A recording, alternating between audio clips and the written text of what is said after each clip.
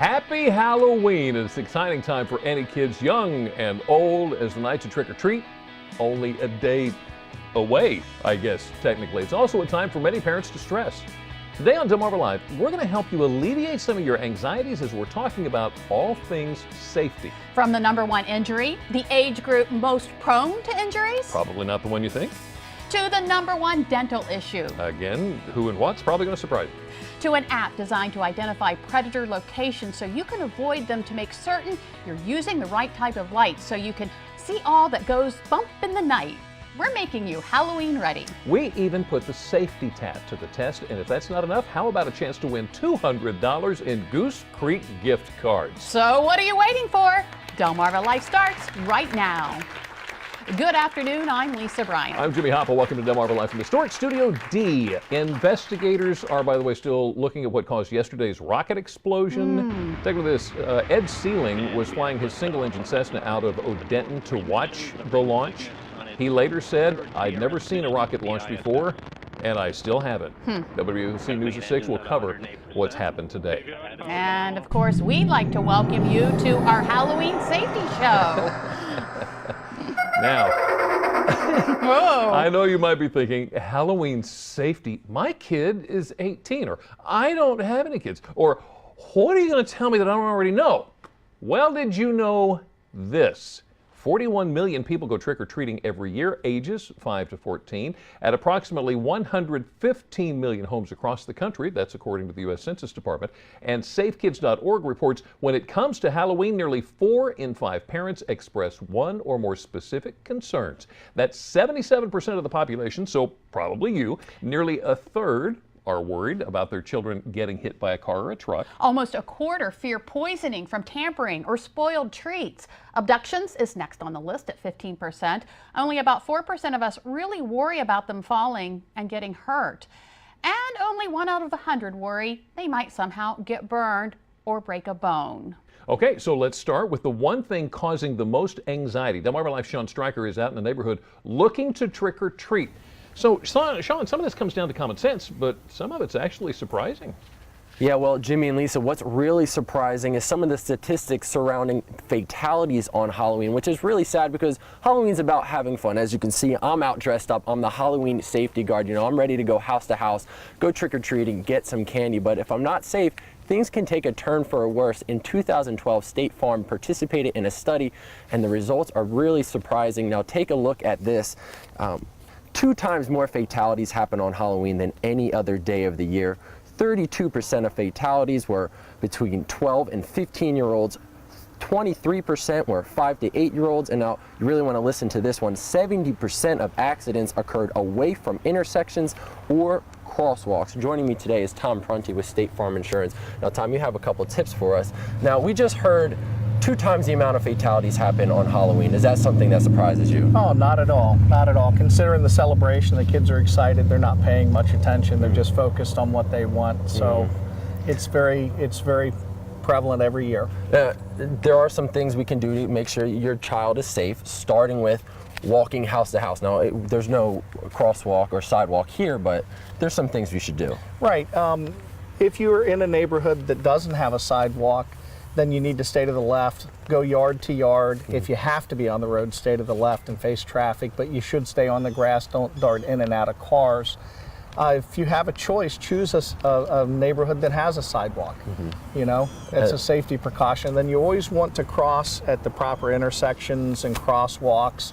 Look both ways when you cross and be very cautious. Like we said, 70% of the accidents occur away from crosswalks. Now, costume-wise, there's some things you can do. Oh, yeah. Well, for instance, your tape there is perfect.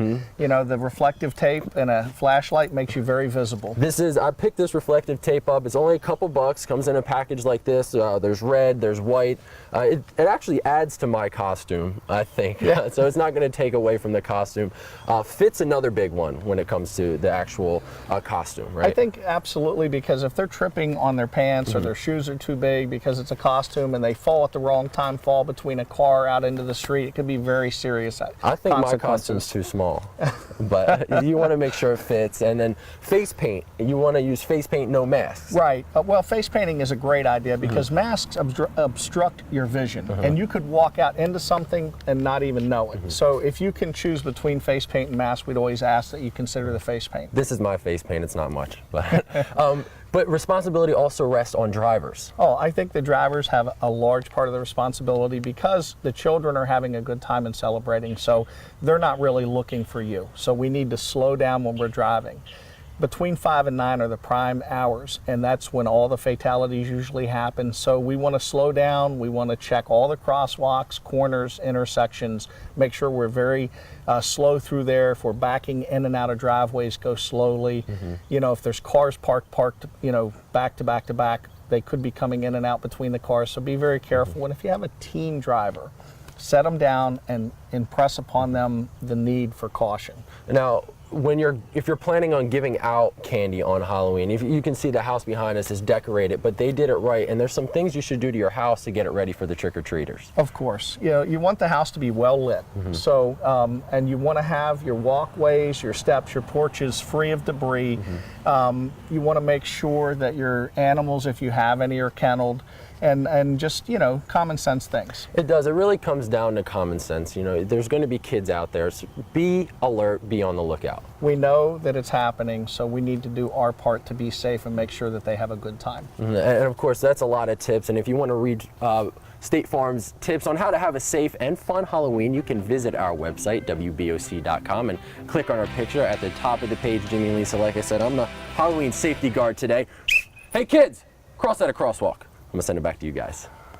Keeping kids all over Delmarva safe. He said Beach Patrol. I thought he was Rodney the lifeguard promotion, so I didn't know. Well, for many people, Halloween is a time to gather with friends and family, a time to have fun, dress up, and to get lots of treats. Now, notice, Jimmy, I said treats, not tricks. But that's the thing. Some people prefer the tricks and as a result only find themselves in trouble. So, here today to help us all avoid that is Lieutenant Tim Robinson of the WICOMICO County Sheriff's Office. Thank you for coming in. You're welcome. Today.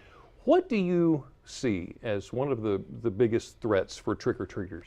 Well, one of the biggest ones is when they're out walking through the communities, as it's going to be getting dark when these kids are out trick-or-treating, is a safety on the roadways. Especially many of our communities don't have street lights once you get out of the city limits. And we want to make sure that these children are safe. So we talked about the little kids. Let's talk about the biggest risk for teens. Right. The biggest risk for sometimes teens is the desire to go out and have too much fun. When I'm saying too much fun, I'm talking smashing pumpkins or throwing eggs. And I want to let, if any of them are watching right now and thinking about doing that, we always put extra deputies on patrol. And the other area police departments usually do the same thing. And we're out there to keep our communities clean, keep them safe. So you still see TPing and eggs? Yes, unfortunately we do. Not as much of the TPing anymore, but the eggs being thrown and the pumpkins being smashed. So what about adults? Adults, one of the things we see for them is sometimes when they like to go to the parties, go to the costume parties, Right. and the alcohol starts to flow, and they get behind the wheel. Again, they have a little bit too much to drink, and they get arrested for DUI. That mug shot, when you get arrested for DUI, when you're in the Darth Vader costume, is going to really be something. Oh, yeah. So I want to remind everybody to, really think about, what they're doing when they get behind the wheel. Right. Halloween night is actually one of our big nights for making DUI arrests. Really? It ranks right up there with Super Bowl Sunday, New Year's Eve, the night before Thanksgiving, Halloween nights, because all the people are getting together for parties. So it's pretty much all hands on deck for you It is, guys. especially this year, Halloween falls on a Friday night. Oh, so it's going to have double incentive for people to go out because they don't have to work the next day. Right. Do you have any safety advice for parents this Halloween? Yes. Know where your kids are trick-or-treating. Know where your kids are trick-or-treating.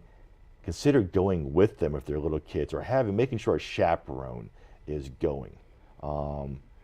Also, remind them that when they're going up there, there's always safety in numbers. Don't have the children going trick-or-treating by themselves, trick-or-treat in a group, and never, ever go into somebody's house who you don't know. especially by yourself. Right. All right, Makes Lieutenant sense. Robinson, thank you so much. Good advice. And if you would like more Halloween safety information, just go to WBOC.com and click on our picture at the top of the page. Well, already a lot of great information on how to keep our family safe this Halloween, but we're just getting started. Would you believe that something as simple as a teal-colored pumpkin can go a long way in saving lives? We'll learn more about the meaning behind it and find out why all families are encouraged to start this new tradition. It's a tradition for many people to adorn their home with ghosts and goblins. But if your decorations require electricity, just a few minor missteps could lead to major problems. We're going to run down the list so you can play it safe with your spooky. This look is enough to spook someone, but what could be even scarier is the damage that those colored contacts may leave behind. Find out what dangers they pose and who really needs to be concerned. Well, we all need to be concerned when it comes to the kiddos going door to door. We do not want them to become the target of a predator. We're going to hear one mom's gut-wrenching story and find out how it inspired her to work to keep kids safer. Plus, see how technology can help keep your kids safe from harm right in their own neighborhood. Delmarva Life, our Halloween safety show. We'll be right back. Delmarva Life is brought to you by Sussex County Federal Credit Union, guiding you to your financial future. Peninsula Regional Medical Center, honored to serve the entire Delmarva Peninsula since 1897. Your local York and LG dealers, and State Farm Insurance. Like a good neighbor, State Farm is there.